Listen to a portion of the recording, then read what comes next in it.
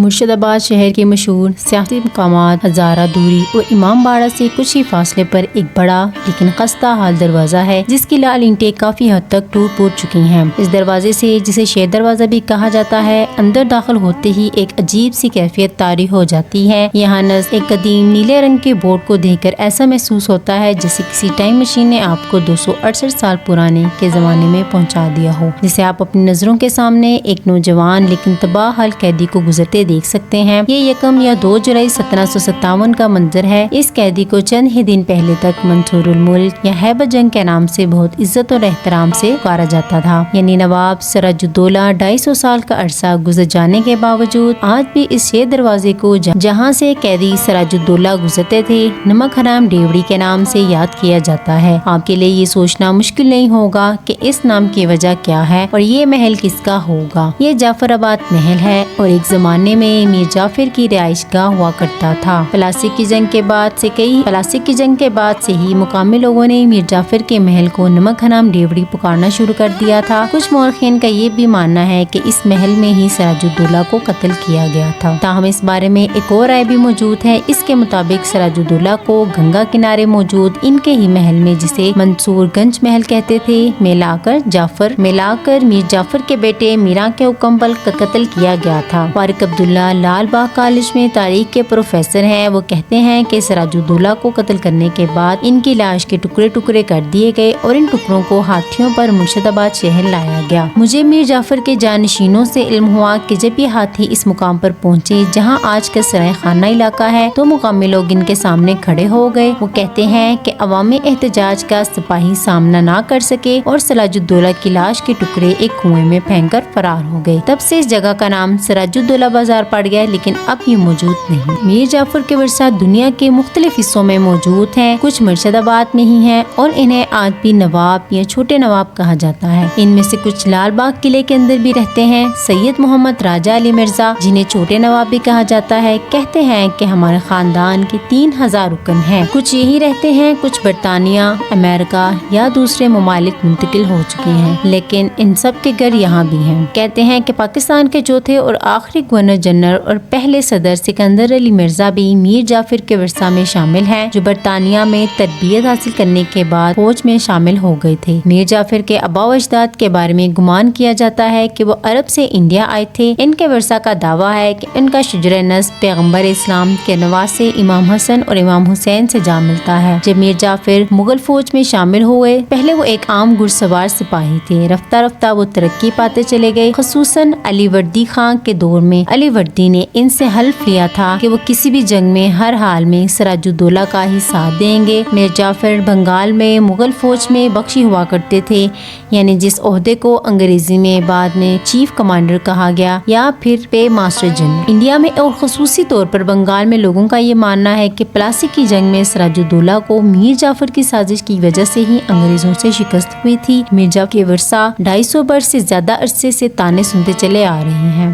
میر جعفر کو غدار کہنے کی ایک بڑی وجہ یہ ہے کہ انہوں نے انگریزوں کا ساتھ دیا، لیکن 3 سال کے عرصے میں ہی میر جعفر کو عہدے سے ہٹا کر میر قاسم کو بنگال کا حکمران بنا دیا گیا تھا، لیکن کچھ عرصے بعد میر جعفر کو دوبارہ واپس لایا گیا۔ 5 فروری 1765 کو وفات کے وقت بھی میر جعفر ہی بنگال کے نواب تھے۔ انہیں محل کے سامنے خاندانی قبرستان میں دفن کیا گیا تھا۔ لگ بھگ 10 سال پہلے کی بات ہے جب صوبہ بلوچستان کے علاقے ریکوڈک میں کانوں سے سونا اور تانبا نکالنے کے معاملے پر پاکستان کی سپریم کورٹ میں مقدمہ زیر سماعت تھا۔ ایک موقع پر جسٹس خلیل الرحمان رمدے نے اپنے ریمارکس میں کہا کہ حکومت بلوچستان نے معاہدہ کرتے وقت صوبے کے مفادات کا خیال نہیں رکھا تو اس پر دوسروں کو کیوں قصوروار ٹھہرائیں؟ ہم غیروں سے نہیں، اپنے ہی میر جعفر اور میر صادق جیسے کرداروں کے ہاتھوں مارے جاتے رہے ہیں۔ پاکستان کی تاریخ میں یہ القابات اور اس سے ملتے جلتے بہت سے اور سیاست میں تو سیاسی مخالفین کے لیے عام طور پر استعمال ہوتے رہے تھے۔ نواب سراج الدولہ 1756 میں بنگال کی گدی پر بیٹھے۔ اس دور میں تجارت کی آڑ میں ایسٹ انڈیا کمپنی اپنا اثر و رسوخ بڑھا رہی تھی۔ کمپنی نے نواب کی منظوری کے بغیر اپنے تجارتی مراکز کے ارد گرد حصار بنا لیے۔ وہ ان کے مخالفوں کی حمایت کر رہی تھی اور تجارتی مراعات سے ناجائز فائدے اٹھانا شروع کر دیے تھے۔ نواب نے کلکتہ پر قبضہ کر لیا۔ رابرٹ لائف نے حملہ کر کے یہ واپس لے لیا اور نواب سے معاہدہ بھی کر لیا، لیکن اس کے ساتھ ہی کمپنی نے نواب سے نجات حاصل کرنے کا بھی فیصلہ کر لیا۔ نواب سراج الدولہ کے سب سے قابل اعتماد میر جعفر تھے جو ان کی فوج کے سربراہ بھی تھے۔ انگریزوں نے بنگال کی حکمرانی دینے کا وعدہ کر کے ان سے خفیہ معاہدہ کر لیا۔ طے شدہ حکمت عملی کے تحت جنگ پلاسی 1757 ہوئی جس میں انگریزوں کی فوج 3000 جبکہ سراج الدولہ کے پاس 50,000 کی فوج تھی۔ 23 جون 1757 کو پلاسی کی اس جنگ میں میر جعفر فوج لے کر نواب سے علیحدہ ہو گئے۔ یوں نواب سراج الدولہ کو شکست ہوئی اور وہ جان بچا کر بھاگ نکلے۔ میر جعفر کے بیٹے میرا نے تعاقب کر کے سراج الدولہ کو قتل کر دیا۔ سراج الدولہ کی جگہ میر جعفر بنگال کے حاکم بن گئے لیکن عملی طور پر انہیں ایسٹ انڈیا کمپنی کے ساتھ معاہدے میں بری طرح جکڑ دیا گیا۔ یہ وہی لارڈ کلائیو ہیں جو آگے چل کر ایسٹ انڈیا کمپنی کے پہلے گورنر جنرل بنے۔ عملاً بنگال میں مسلمانوں کے عروج و اقتدار کا سورج غروب ہو گیا تھا۔ دوسرے تاریخی کردار جو ایک ملامتی علامت بن چکے ہیں وہ ہے میر صادق۔ وہ ٹیپو سلطان کی مجلس کے صدر اعظم تھے۔ ٹیپو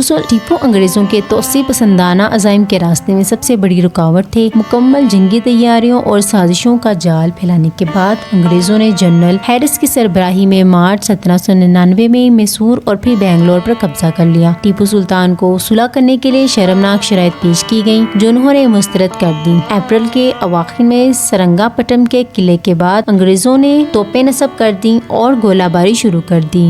3 مئی کو قلعے کی فصیل میں چھوٹا شگاف پڑ گیا۔ میر صادق کے مشورے پر انگریزوں نے حملہ کیا اور میر صادق نے تنخواہیں دینے کے بہانے ان سپاہیوں کو بلا لیا جو فصیل کے اس شگاف کی حفاظت پر مامور تھے۔ چنانچہ انگریز فوج قلعے میں داخل ہو گئی۔ جب ٹیپو سلطان کو خبر ملی تو وہ پیدل دوڑے اور منتشر فوج کو اکٹھا کرنے کی کوشش کرنے لگے۔ جب سپاہی اپنی فوج کھو بیٹھے اور ٹیپو سلطان گھوڑے پر سوار ہو کر قلعے کے ایک دروازے کی طرف بڑھے، میر صادق نے وہ دروازہ بند کروا دیا تاکہ ٹیپو سلطان باہر نہ جا سکیں۔ ٹیپو سلطان کے وفاداروں نے میر صادق کی غداری کو بھانپتے ہوئے انہیں قتل کر دیا اور ٹیپو سلطان انگریزوں کے خلاف لڑتے لڑتے جان سے گئے۔ میر صادق کے ساتھ اس سازش میں میر غلام علی، میر قمر الدین، میر قاسم علی اور وزیر مالیات پورنیا بھی شامل تھے۔ زائرین ٹیپو سلطان کے مزار کو ایک بزرگ کی درگاہ کی طرح سمجھتے ہیں لیکن میر صادق کی قبر تباہ حال ہے۔ کچھ سیاح اپنے جذبات کی تسکین کو اس پر پتھر بھی پھینکتے ہیں۔ میر جعفر نے سن 1757 میں ہندوستان میں برطانوی راج کی بنیاد رکھنے کی راہ ہموار کی۔ 1799 کی میسور کی چوتھی جنگ میں میر صادق کی غداری نے بالآخر غیر ملکی حکمرانی کو مستحکم کیا۔ شاعر علامہ محمد اقبال کو فارسی زبان کا ایک شعر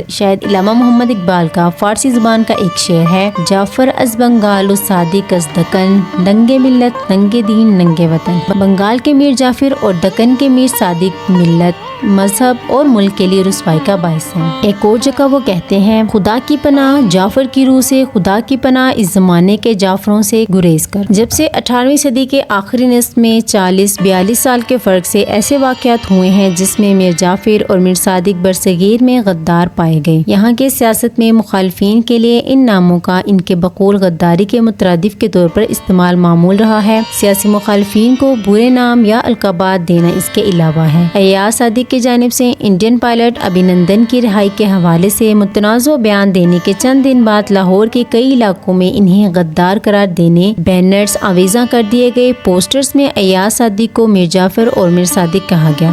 مگر ایسا پاکستان تک محدود نہیں۔ گزشتہ سال بھارت میں مغربی بنگال کے وزیر اعلیٰ ممتا بینرجی نے وفاداری تبدیل کر کے BJP میں شامل ہونے والے پارٹی رہنماؤں کو میر جعفر قرار دیا۔